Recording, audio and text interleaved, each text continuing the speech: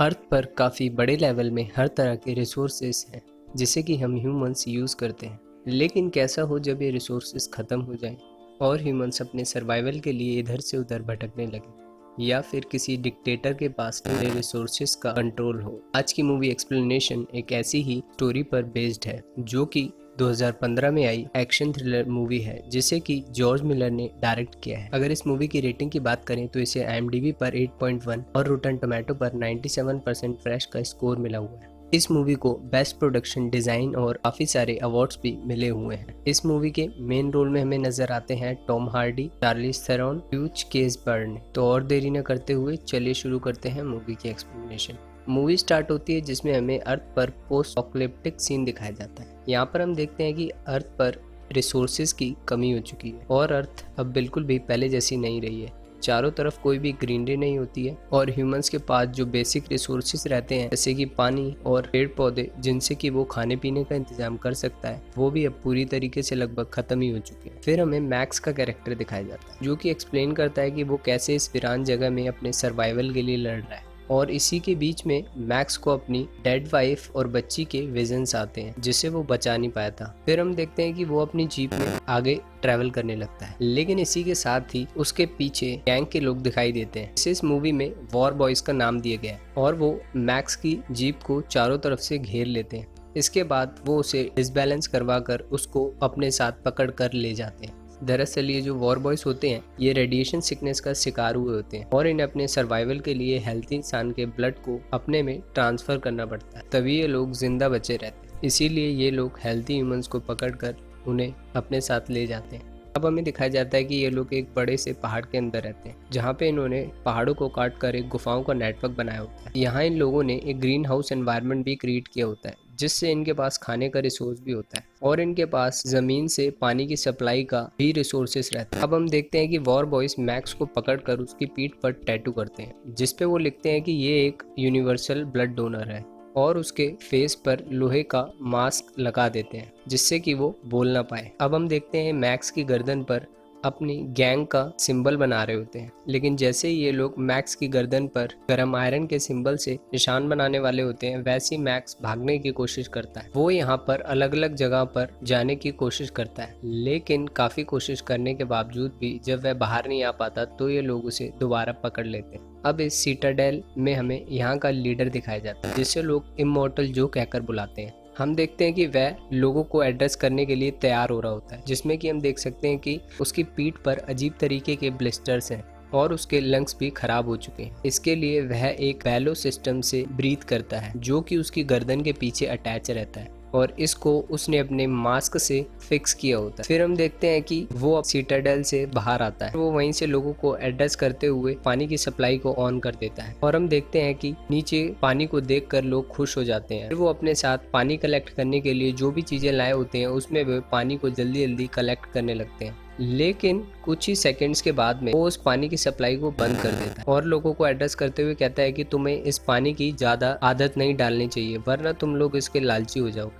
ये सब चीजें बोलने के बाद वो अंदर चला जाता है। फिर हम देखते हैं कि नीचे लोग यहाँ पर पानी के लिए लड़ने लग जाते हैं। इस चीज से हमें यह पता चलता है कि इमॉर्टल जो एक डिक्टेटर है और वो यहाँ पर बेसिक रिसोर्सेज को कंट्रोल करके लोगों पर राज कर रहा होता है और इसमें उसका साथ देती है उसकी वॉर बॉयज की आर्मी जिनके पास बहुत सारे मॉडिफाइड व्हीकल्स और अलग अलग तरीके के हथियार रहते हैं। अब अगले सीन में हमें एक कैरेक्टर दिखाया जाता है जिसका नाम फ्यूरियोसा होता है जो इस आर्मी में कमांडर इन चीफ होती है, उसको जो फ्यूल कलेक्ट करने के लिए अपनी एक वॉर टीम के साथ भेजता है। फ्यूरियोसा के पास एक हैवी व्हीकल रिग होती है जिसको वो ड्राइव करती है और उसको असिस्ट करने के लिए उसके पीछे स्मॉल व्हीकल्स में वॉर बॉयज चलते हैं। यहाँ पर हम देखते हैं कि फ्यूरियोसा के लेफ्ट हैंड में एक मेटल का प्रोस्थेटिक लगा होता है जिसे देख के हमें ये समझ आता है कि शायद उसने पहले भी आर्मी की लड़ाई में काफी मदद की है जिसकी वजह से उसे एक बड़ी पोस्ट मिली है। अब रास्ते में फ्यूरियोसा गैस टाउन आने वाली रोड से अलग पाथ पर अपनी रिग को मोड़ लेती है और जब उसके साथ की टीम वाले वॉर बॉयज उससे ये पूछते हैं कि वो लोग कहाँ जा रहे हैं तो वह कहती है कि हम गैस टाउन नहीं जा रहे हैं बल्कि हम किसी और जगह जा रहे हैं। क्योंकि वो कमांडर इन चीफ होती है उसके साथ वाले जितने भी वॉर बॉयज होते हैं वो उसके ऑर्डर को मानकर उसके पीछे चल देते हैं, लेकिन यहाँ पर फ्यूरियोसा के दिमाग में कुछ अलग ही प्लान चल रहा होता है। अब हम देखते हैं कि जैसे ही इमॉर्टल जो को यह बात पता लगती है कि फ्यूरियोसा फ्यूल कलेक्ट करने के लिए नहीं जा रही है बल्कि वो किसी और रूट पर डाइवर्ट हो चुकी है फिर वो एकदम से भागकर अपने एक चैम्बर रूम में जाता है जहाँ पर एक हैवी सा लॉक लगा हुआ रहता है। जैसे उस लॉक को खोलकर अंदर जाता है वह देखता है कि वो एकदम खाली होता है। दरअसल उस चैम्बर में उसने 5 वुमेन्स को किडनैप कर रखा होता है और उनसे वे अपने चाइल्ड रिसीव करता है जिससे कि वो अपनी आर्मी में भर्ती कर सके। और जैसे ही वो ये देखता है कि उसकी 5 वाइफ वहाँ से गायब है वह एकदम गुस्से से पागल हो जाता है। फिर वो अपनी पूरी आर्मी को अलर्ट कर देता है। जैसे ही उसकी वॉर बॉयज की आर्मी को ये बात पता लगती है तो वो लोग फ्यूरियोसा को पकड़ने के लिए तैयारी करने लगते हैं और अपने व्हीकल्स रेडी करने लगते हैं। इसी के बीच में हम एक ऐसे वॉर बॉय को देखते हैं जिसका नाम नक्स होता है। नक्स की बॉडी बहुत ही वीक हो चुकी होती है और वो मैक्स के ब्लड से ट्रांसफ्यूजन करके अपनी बॉडी में ब्लड सप्लाई कर रहा होता है। जैसे उसे बात पता लगती है कि वॉर बॉय की आर्मी इमोर्टल जो के साथ जा रही है तो वो भी इमोर्टल जो के साथ जाने की बात कहता है, लेकिन उसको कमजोर होने की वजह से पहले तो उसे बाकी वॉर बॉयज मना करते हैं, लेकिन फिर वो कहता है कि वो मैक्स को अपने साथ लेकर जाएगा जिससे कि उसे कोई दिक्कत भी नहीं होगी और वो इस फाइट में इमोर्टल जो का साथ दे पाएगा। फिर हम देखते हैं कि जितनी भी वॉर बॉयज की आर्मी रहती है वो अलग अलग व्हीकल्स रेडी कर चुकी होती है और इमोर्टल जो के साथ फ्यूरियोसा को पकड़ने के लिए निकल जाती है। यहाँ पर हम देखते हैं कि नक्स एक गाड़ी ड्राइव कर रहा होता है और उस गाड़ी के आगे उसने मैक्स को एक चेन से बांध रखा होता है और इसी के साथ ही उसने उसकी बॉडी से एक ट्यूब कनेक्ट कर रखी होती है जिसके थ्रू वो मैक्स की बॉडी से ब्लड रिसीव कर रहा होता है। अब यहाँ हम देखते हैं कि फ्यूरियोसा के पीछे इमोर्टल जो की पूरी टीम लग जाती है, लेकिन फ्यूरियोसा किसी तरीके से उनसे अपने आप को पकड़ने के लिए बचाती रहती है। और थोड़ा आगे जाने पर हम देखते हैं कि अब फ्यूरियोसा को चारों तरफ से इमोर्टल जो की आर्मी ने घेर लिया होता है, लेकिन सामने से एक बड़ा सा तूफान आ रहा होता है। फ्यूरियोसा उसी तूफान की तरफ अपनी रिग को ड्राइव करने लगती है। उसे देखकर टीम भी उसी के पीछे पीछे जाने लगती है। यहाँ पर फ्यूरियोसा अपनी गाड़ी की मदद से बाकी वॉर बॉयज की गाड़ियों को डैमेज करने में सक्सेसफुल हो जाती है और ये चीजें देखकर नक्स एक डिसीजन लेता है। वह ये सोचता है कि वह फ्यूरियोसा की गाड़ी पर खुद की गाड़ी से ब्लास्ट करेगा जिससे कि फ्यूरियोसा की गाड़ी रुक जाएगी। फिर वो ऐसा सोचने के बाद अपनी गाड़ी में पेट्रोल डाल देता है और जैसे ही वो अपनी गाड़ी में आग लगाने वाला होता है तभी हम देखते हैं कि मैक्स किसी तरीके से उसे गाड़ी में आग लगाने से रोक देता है और इसी के बीच में फ्यूरियोसा उनकी गाड़ी को टक्कर मार देती है और उसे डिसबैलेंस कर कर पलट देती है। अब अगले सीन में हम देखते हैं कि तूफान खत्म हो चुका होता है और मैक्स बेहोशी की हालत से उठता है। फिर वो देखता है कि वह अभी भी नक्स के साथ चेन से बंधा हुआ होता है और यहाँ पे नक्स भी बेहोश पड़ा होता है। वो पास ही पड़ी हुई गन से चैन को तोड़ने की कोशिश करता है, लेकिन वो गन ठीक से काम नहीं कर रही होती है। फिर वो अपने आसपास देखता है तो उसे कुछ दूरी पर फ्यूरियोसा की वॉर रिग खड़ी हुई नजर आती है। क्योंकि वो नक्स के साथ अभी भी चेन से बंधा हुआ होता है तो वो नक्स को अपने कंधे पर लेकर उसी रिग की तरफ जाने लगता है और वहां पर पहुंचने के बाद वो फ्यूरियोसा और 5 वुमेन को देखता है। ये वुमेन्स वही होती हैं जिन्हें फ्यूरियोसा ने जो के चंगुल से आजाद कराया होता है। फिर मैक्स उनकी तरफ गन पॉइंट कर कर पानी देने के लिए बोलता है। फिर उन्हीं में से एक वुमेन जिसका नाम स्प्लेंडेड होता है और वो 9 मंथ प्रेग्नेंट रहती है, वो उसे चेन काटने के लिए बुलाता है। इतने में ही मौका देखकर फ्यूरियोसा मैक्स पर अटैक कर देती है और उसे मारने की कोशिश करने लगती है।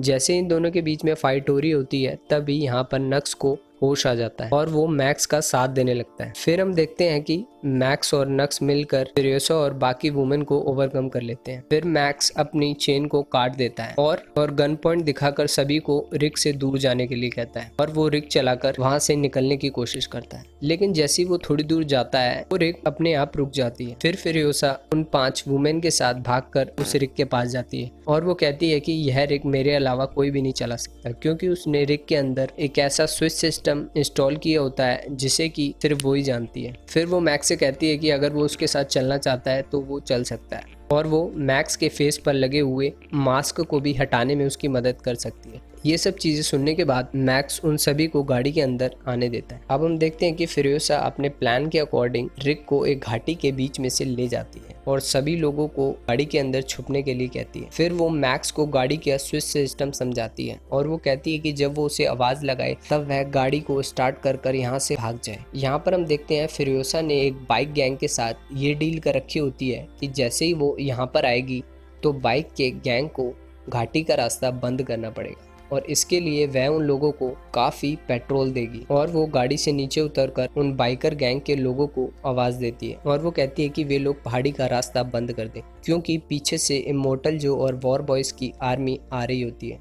लेकिन यहाँ पर फिरोसा देखती है कि शायद वो जितने टाइम में बाइकर गैंग को पेट्रोल देगी उतने में जो कि आर्मी यहाँ पर पहुंच जाएगी। तो वो यहाँ पर एक डिसीजन लेती है, वो मैक्स को आवाज लगाती है और उसे चलने के लिए कहती है। और यहाँ पर बाइकर गैंग यह देखता है कि जो कि आर्मी उस पहाड़ी के पास आ रही है, तो वो लोग पहाड़ी को ब्लास्ट कर उस रास्ते को बंद करने की कोशिश करते हैं। वो रास्ता पूरी तरीके से तो बंद नहीं हो पाता, लेकिन उसका कुछ पार्ट गिरने से आर्मी वहीं पर रुक जाती है। और फिर बाइकर गैंग फिरोसा से पेट्रोल लेने के लिए उसकी गाड़ी पर अटैक करने के लिए जाते हैं। यहाँ पर हम देखते हैं कि दोनों के बीच में काफ़ी लड़ाई होती है और फिरोसा और मैक्स दोनों मिलकर बाइकर गैंग के लोगों को मार देते हैं। यहाँ पर पहाड़ी का एक हिस्सा गिर जाने से रास्ता ब्लॉक हो जाता है और इमोर्टल जो की टीम रुक जाते हैं। लेकिन इमोर्टल जो के पास एक ऑफ रोड व्हीकल रहता है, जिसकी मदद से वो उस पहाड़ी के मलबे के ऊपर से अपनी व्हीकल को ले जाने में सक्सेसफुल रहता है और बाकी की टीम से वो इस मलबे को हटाने के लिए कहता है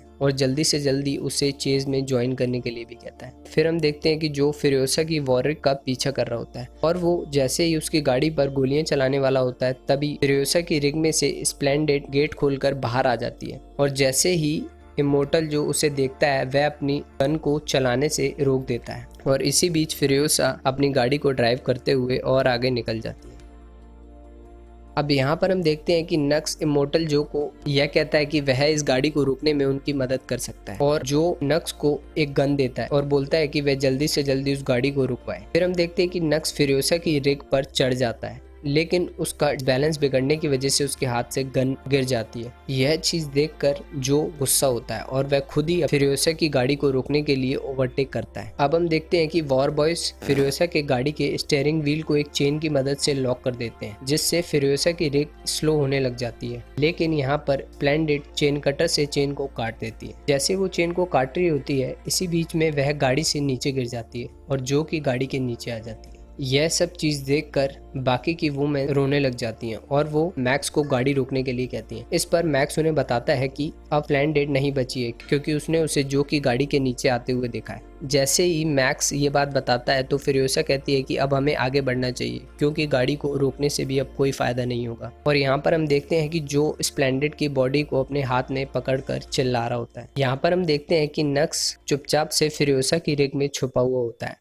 और वो ब्लड न मिलने की वजह से बहुत ही ज़्यादा कमज़ोर हो जाता है। और जब उन्हीं में से एक वुमेन जिसका नाम कैपेबल होता है, जब वो नक्स को इस कंडीशन में देखती है तो वो उसे बताती है कि कैसे जो उनको यूज़ कर रहा है। और यहाँ पर हम देखते हैं कि नक्स और कैपेबल एक दूसरे के लिए फीलिंग डेवलप कर लेते हैं और फिर नक्स फिरोसा और बाकी वुमेन का साथ देने के लिए तैयार हो जाता है। और फिरोसा रात में अपनी जर्नी कंटिन्यू कर रहे होते हैं, लेकिन वो इसी बीच में एक ऐसे रास्ते से गुजरते हैं जो कि पूरा मड से भरा हुआ रहता है और इसी मड के बीच में उनकी गाड़ी फंस जाती है। और वो लोग जैसे ही गाड़ी से नीचे उतरते हैं और वो देखते हैं कि जो कि टीम का एक आदमी जिसका नाम बुलेट फार्मर होता है वह उनकी ओर आ रहा होता है। मैक्स उसको रोकने के लिए गन से शूट करता है, लेकिन उसका टारगेट इतना एक्यूरेट नहीं होता। फिर फिरोसा उससे गन लेकर बुलेट फार्मर की टीम पर गोली चलाती है। इस हमले के दौरान बुलेट फार्मर की आइज को डैमेज हो जाता है, जिससे कि उसे कुछ नहीं दिख रहा होता। फिर वो गुस्से से पागल हो जाता है और वो अपनी गाड़ी को और तेज चलाने के लिए कहता है। नक्स सामने बंधे हुए पेड़ पर रिग को केबल से अटैच करने के लिए बोलता है और वो बोलता है कि उसी पेड़ की मदद से हम लोग रिग को आगे खींच सकते हैं और मड से बाहर आ सकते हैं। जैसे वो लोग यह चीज करते हैं, वह सक्सेसफुली अपनी रिग को मड से बाहर लाने में कामयाब हो जाते हैं। मैक्स यहाँ पर एक डिसीजन लेता है, जिसमें वो अकेला ही बुलेट फार्मर के लोगों से लड़ने के लिए निकल जाता है और उसकी टीम को बम से उड़ा देता है। और जब वो वापस फिरोसा की रिग के पास आता है तो अब इन लोगों के पास बहुत सारी बुलेट्स और गन होती हैं, जिसे देखकर ये लोग खुश हो जाते हैं।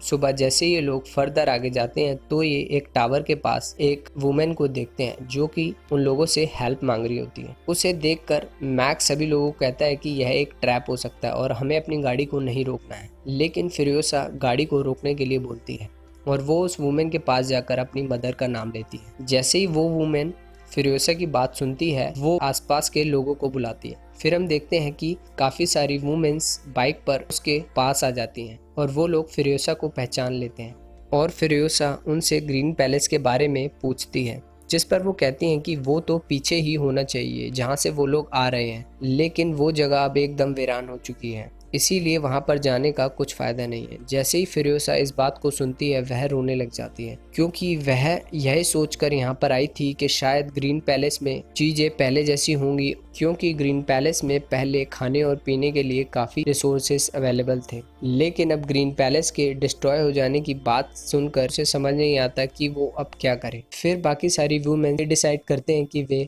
उसी डायरेक्शन में आगे बढ़ते रहेंगे और शायद आगे उन्हें कोई ऐसा प्लेस मिल जाए जहाँ पर उन्हें खाने और पानी के लिए रिसोर्सेस मिल सके, और वो लोग अपनी बाइक्स और व्हीकल्स लेकर आगे निकल जाते हैं। अब यहाँ पर मैक्स को अपनी बेटी के विजन आने लगते हैं। फिर वो बाकी की वुमेन को वहीं पर रोक कर बोलता है कि हमें ये बिल्कुल भी श्योरिटी नहीं है कि आगे हमें खाने पीने के लिए कुछ मिलेगा, लेकिन यह ज़रूर कंफर्म है कि जहाँ से हम आए हैं वहाँ पर खाने और पीने के लिए रिसोर्सेज बहुत ज़्यादा अवेलेबल हैं। और वो कहते हैं कि हमें सिटाडेल वापस जाना चाहिए, जो और उनकी टीम से लड़ाई करनी चाहिए। और वो लोग ये प्लान बनाते हैं कि वे उसी घाटी के पास से जाएंगे और घाटी का रास्ता बंद कर कर जो और उसकी टीम को वहीं पर फंसा देंगे। अब सभी लोग मैक्स के डिसीजन को मान लेते हैं और सिटाडेल की तरफ वापस निकल जाते हैं। यहाँ पर हम देखते हैं कि जो फिरोसा की रिग और बाकी लोगों को वापस आते हुए देखता है तो वो उन पर हमला करने का प्लान बनाता है और यहाँ पर वॉर बॉयज और फीमेल गैंग के बीच में लड़ाई शुरू हो जाती है।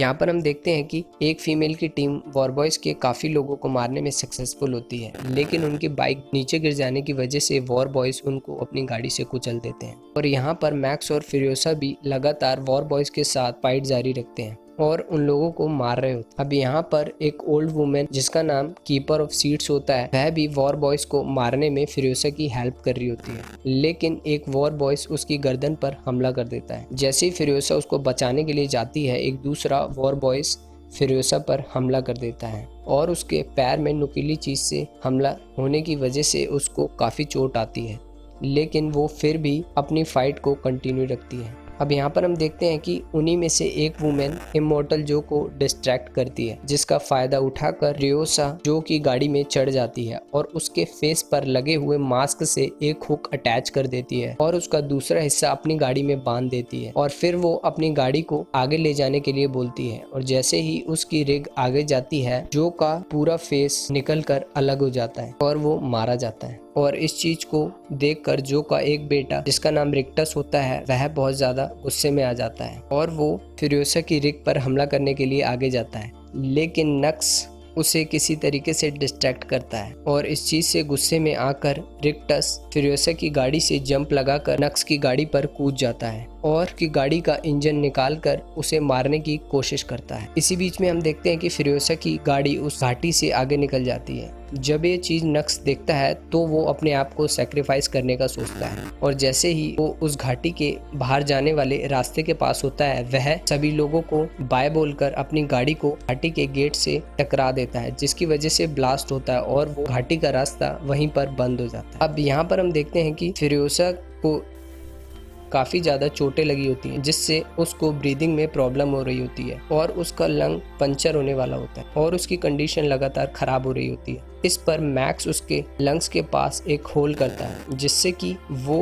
ब्रीथ कर सके और इसके बाद वह उसे अपने ब्लड से ट्रांसफ्यूजन देता है और फिरोसा को आराम करने के लिए कहता है। अब हम देखते हैं कि यह सब लोग सिटाडेल वापस पहुंच जाते हैं और वहां पर जो भी लोग होते हैं उन सभी को जो कि डेड बॉडी दिखाते हैं, जिसे देखकर वहां पर लोग खुश हो जाते हैं और जो कि डेड बॉडी को मारने लगते हैं। यह चीज इमोर्टल जो के लिए उनकी नफरत को शो करता है और यहाँ पर फिरोसा और बाकी फीमेल्स को सिटाडेल में एंट्री दे दी जाती है और फिरोसा को उनका लीडर चुन लिया जाता है। और फिर हम देखते हैं कि सभी लोगों के लिए पानी की सप्लाई को ऑन कर दिया जाता है, जिसे देखकर सब लोग खुश हो जाते हैं। और यहाँ पर नीचे मैक्स फिरोसा को बाय कहता हुआ अपने सफर के लिए आगे निकल जाता है और इसी के साथ मूवी को ख़त्म कर दिया जाता है। अगर इस मूवी की बात करें तो इसके विजुअल्स और ग्राफिक को बहुत ही इंटरेस्टिंग वे में प्रेजेंट किया गया है और इसका कॉन्सेप्ट काफ़ी यूनिक है। इसके साथ ही हमें इसमें सोसाइटी में फीमेल्स के बहुत इंपॉर्टेंट रोल को भी दिखाया गया है, जिसमें हम देख सकते हैं कि वुमेन की टीम मिलकर काफ़ी इंपॉर्टेंट रोल प्ले करती है।